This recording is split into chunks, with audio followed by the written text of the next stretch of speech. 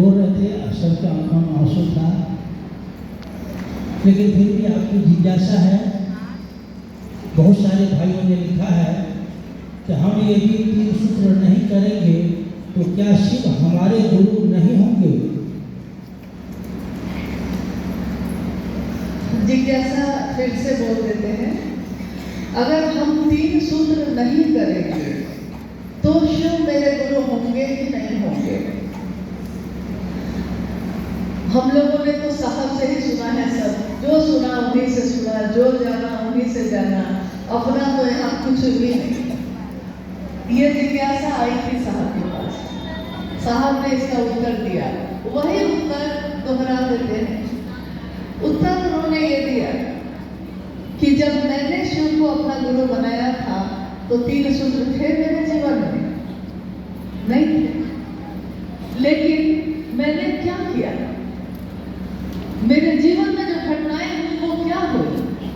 जब मैंने शिव को गुरु माना, कोई मुझको बताने वाला नहीं था, कोई तीन सूत्र देने वाला नहीं था, लेकिन दूसरे मेरे बाद जिन लोगों ने महादेव को गुरु बनाया उनको तीन सूत्र देने वाला मैं हूं, मैं दे रहा हूं। साहब जी ने कहा कि जब मैंने शिव को गुरु बनाया तो मेरा मन अविश्वास में था। आपको तो थोड़ा विश्वास भी है, मुझको तो विश्वास भी नहीं था। यहाँ भी धोखा होगा, यहाँ भी छल होगा। धोखा कोई एक देता है, विश्वास कोई एक तोड़ता है।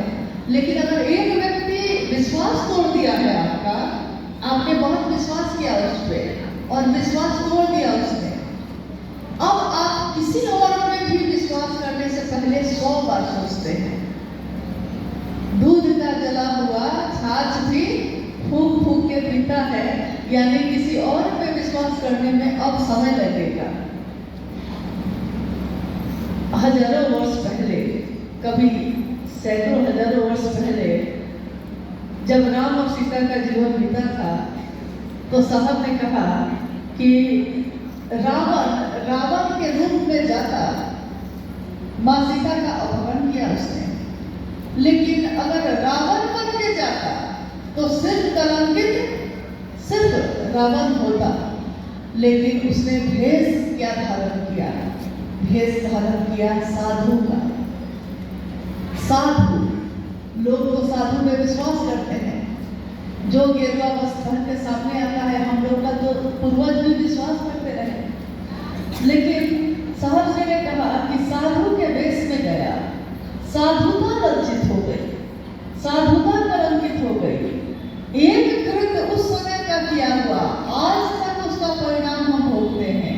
इसलिए आज भी कोई दरवाजे पे साधु आता है तो सबसे पहले हमारे मन में संशय होता है, पता नहीं सही में साधु है भी कि नहीं। न मन में आस्था उमड़ती है, न विश्वास उमड़ता है।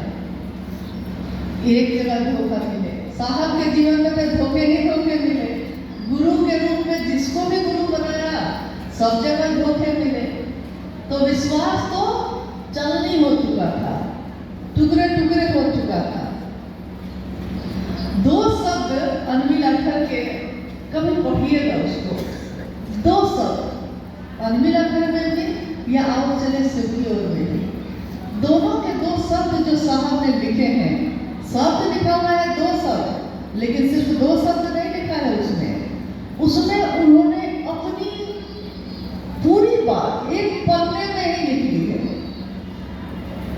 उसी में एक पंक्ति है कि मेरे मन में उस समय ऐसा निराश था मन, ऐसा हताश था मन कि लगता था कि जैसे बर्फीले पहाड़ से बर्फ का पहाड़ हो और उसकी चोटी से किसी ने धकेल दिया, तो धकेले के तो पूरा शरीर छलनी होगा कि नहीं। टकराते टकराते बर्फ के टुकड़ों से टकराते टकराते जब वो नीचे गिरता है तो फिसलने का, चलनी होने का जो दर्द है, वही दर्द उस समय मेरा मन महसूस करता था। मेरी आंखों के सामने दिन में भी मेरे मन की वो स्थिति थी उस समय कि दिन में भी मेरी आंखों के सामने शमशान का काला अंधेरा घूमता था, भयावह और अंधेरा। उस समय उन्होंने महादेव को अपना गुरु बनाया था। मात्र एक विचार, मात्र एक सोच, लेकिन महादेव का सिर्फ विचार आपके मन में अगर प्रवेश करता है तो क्या होता है। फिर उनके जीवन में जितनी घटनाएं हुई, 1974 में उन्होंने शिव को गुरु बनाया।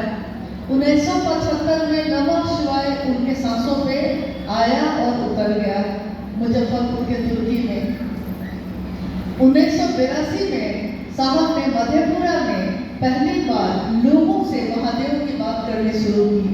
1986 में बेगूसराय में आकाशवाणी हुई, जिसमें आकाशवाणी में यानी उस आवाज ने उनको कहा कि जो तुम करते हो वो दूसरों को करने के लिए कहो, यानी गुरु आदेशित कर्म।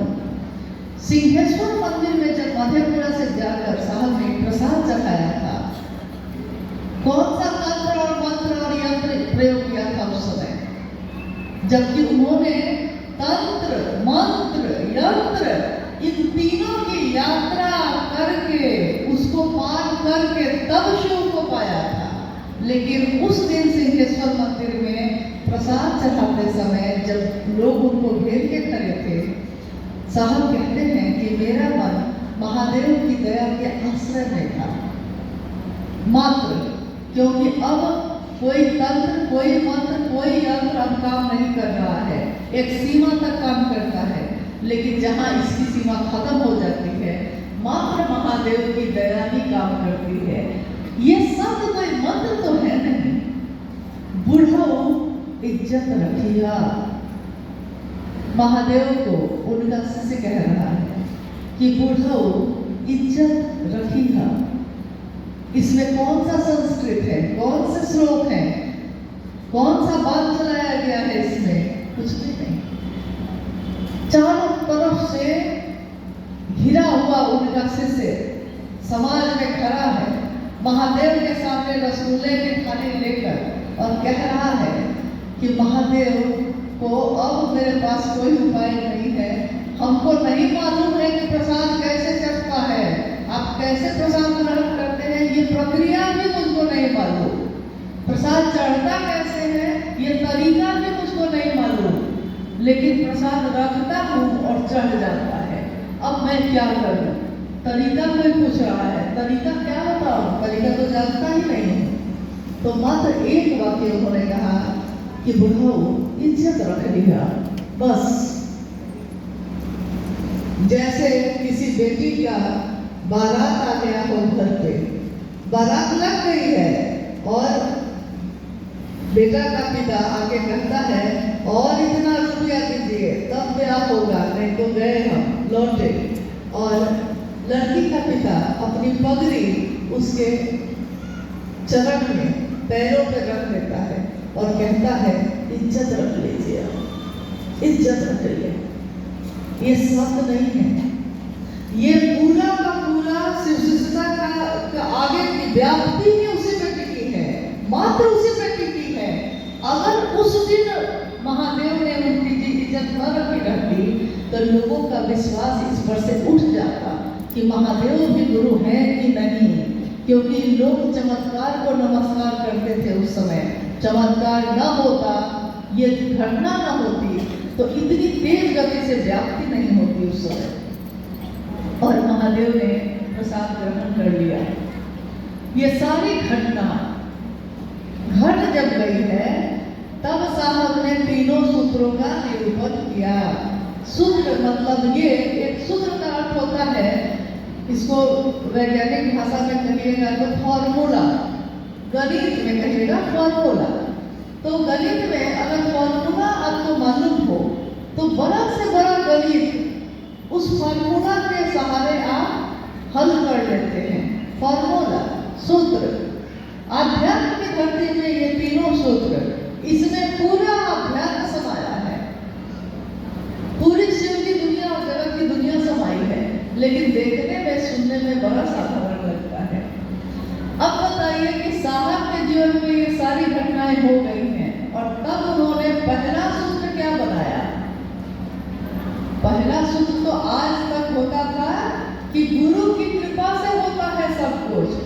लेकिन उन्होंने पहली बार एक शब्द का प्रयोग किया है इसमें, दया।